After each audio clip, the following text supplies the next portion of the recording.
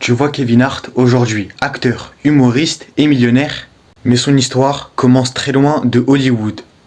Kevin grandit à Philadelphie dans un quartier compliqué. Sa mère travaille beaucoup et son père est souvent absent à cause de ses problèmes.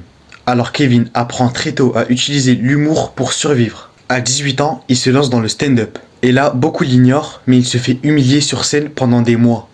Il bombarde, les gens le sifflent. Et même certains quittent la salle pendant son show.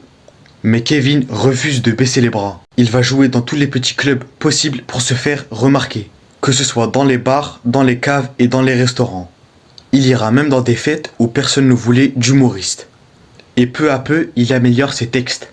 Ses blagues deviennent plus personnelles et plus vraies, et ça finit par payer, il gagne quelques concours locaux et attire l'œil d'Hollywood.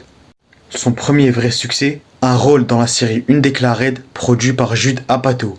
Un petit rôle mais suffisant pour se faire remarquer. Ensuite, on le retrouve dans des films comme Scary Movie 3. Rien d'énorme mais c'est un bon début pour sa carrière. Puis arrive le moment clé, Think Like a Man, sorti en 2012. Laissez-moi vous dire que c'est un succès énorme. Kevin vole chaque scène, son énergie, son humour, tout le monde parle de lui. Et derrière, tout s'accélère. Ride Along, Central Intelligence, Jumanji, ses propres spectacles filmés. Il devient l'un des humoristes les mieux payés de la planète. Et tout ça parce qu'un gamin de Philly a décidé que se faire huer n'était pas une raison d'abandonner. Kevin Hart, la preuve que le travail bat le talent quand le talent ne travaille pas.